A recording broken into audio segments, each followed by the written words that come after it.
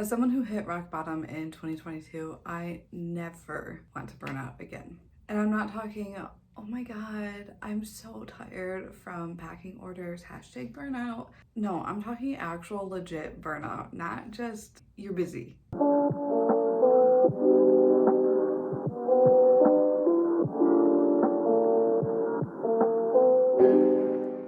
At the beginning of 2022, I was working a full-time job that I was starting to really hate. I was working on my business part-time. I was trying to buy a house when the market was literally insane. Like, I'm talking, you look at a house and it's sold within 2 hours. It was moving so fast, so we were constantly stressed out from that alone. Not to mention the fact that we were living with my mom, crammed into one room.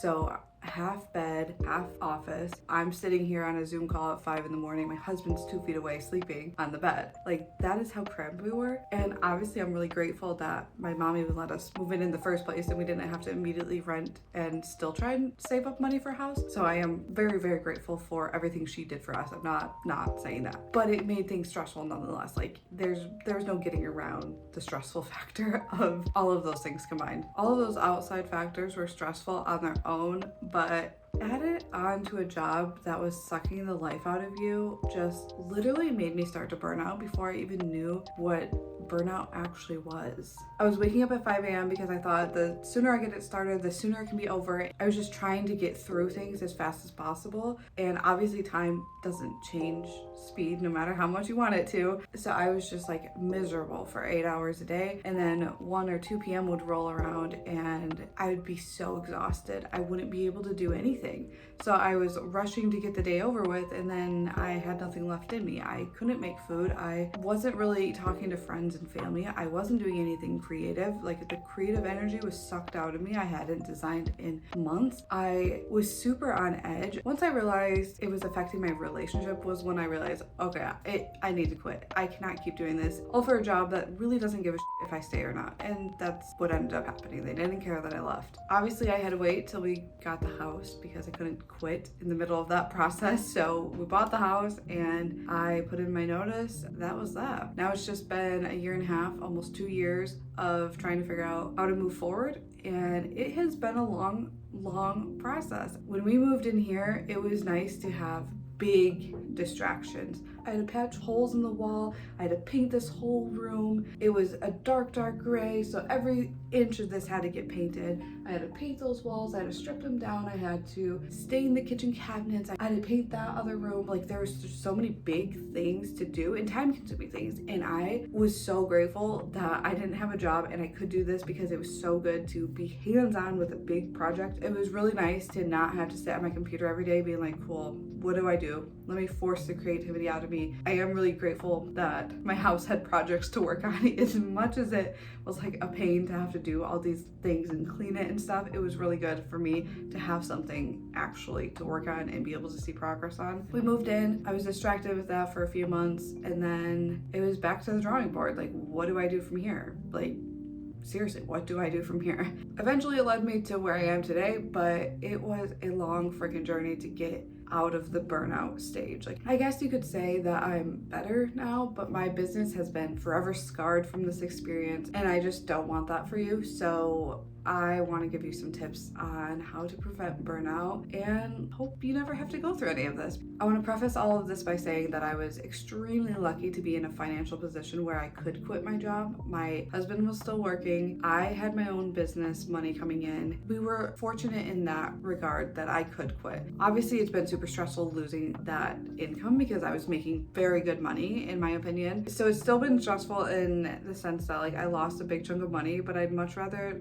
have a financial stress that is pushing me to like try and do better than have a burnout stress that made me not want to do anything with my life. If you're unable to quit your job, I hope you can find something else soon. And maybe these tips will help you just get through another day not being miserable. I am so sorry if you are feeling stuck. It's a terrible place to be in. And I don't want any of this to come off as entitled or anything like that. I just kind of want to share my experience and what has worked for me. My first step is to have some non non-work hobbies. So if you are a creative business, then you can have a hobby that's still creative but not related to your work. So for me, this looked like not making any SVGs, not doing any designing on Procreate, and counting that as a hobby. Like, needed to fully step out of what my day-to-day looked like. And what I started doing, honestly, when I was like in the extreme burnout phase, was paint by numbers. And those were really good because at the end of the day, I didn't want to make any more decisions. It's giving me all the paint I need. It's telling me exactly where to paint it. I didn't have to think.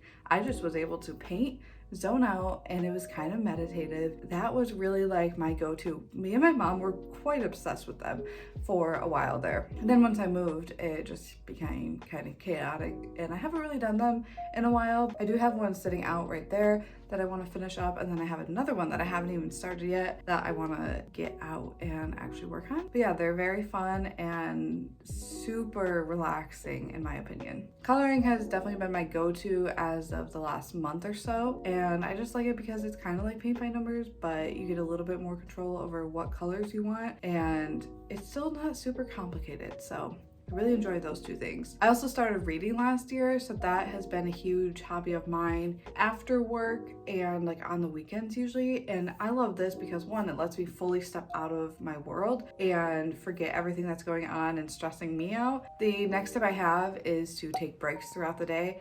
And not only is this not healthy, but it's not productive either.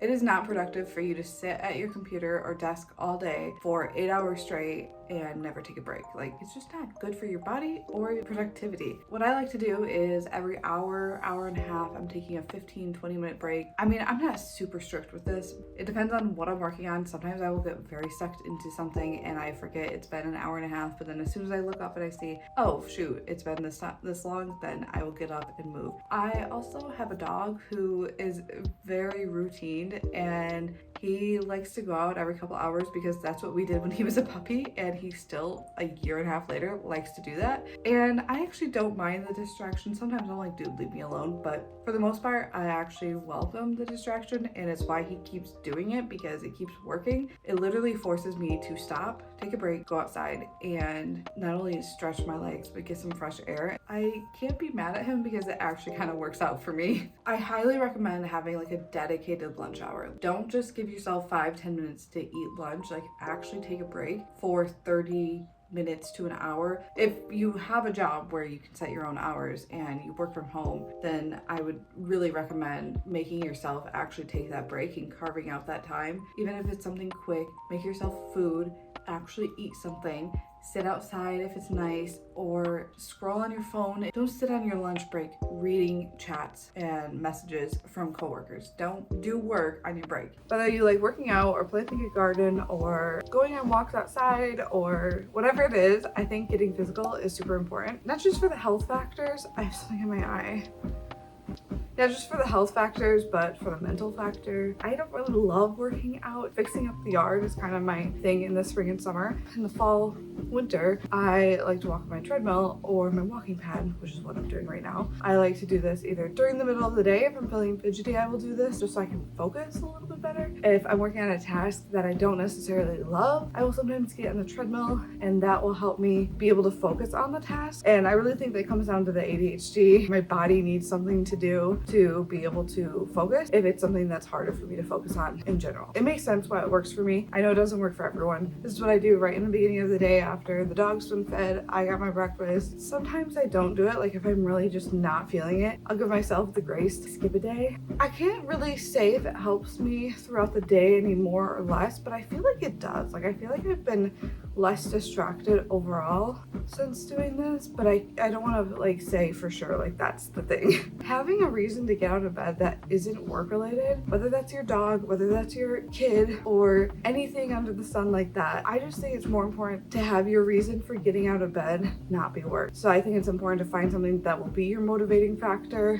or something you can look forward to before you actually start work, and not just roll out of bed right into work. Another tip I have is to make sure you're still talking to your friends and family. Don't shut them out like I did. I kind of didn't let anyone in and know what was going on, so when when I quit, everyone was like, what are you doing? You just bought a house. And I had to talk to them about the last 6 months and what I was going through. I know everyone's a little bit different here, but at the end of the day, I had nothing else to give, and it was actually really easy to shut everyone out. And I know that sounds so harsh, but I was just so exhausted by the end of the day that I could barely even talk to my husband, let alone anyone outside of my house. It wasn't good for my mental state or anything, but I just was so drained that I felt like I had no other option. But in hindsight, I wish I would have talked to them sooner and kind of let everyone know what was going on, so either they could offer advice or they could just be a listening ear. My next tip is probably one of my most important tips. Whether you work for someone else or you work for yourself, if you are working from home, I think this is the most important tip there is, and that is to shut work off after work is done. Stop thinking about it, turn off your notifications. It's done. Now, this is where every job is a little bit different, but if you're in marketing, if you're in customer support, if you're in anything that's not life-threatening, it's okay to turn your notifications off. I hate that we're in a world where people expect you to always be on. It's not good for anyone's sake to have those expectations. I know there were times where I would get in trouble if I didn't have my notifications, or it took me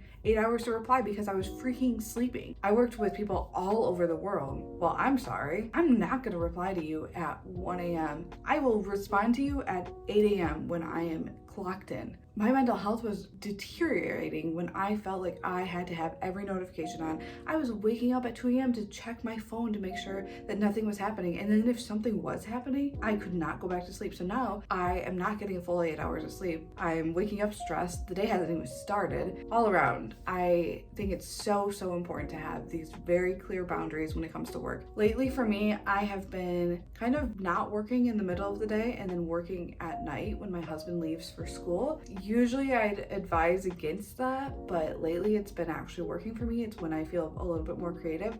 And there's obviously ebbs and flows with that. Like, that isn't always the case for me.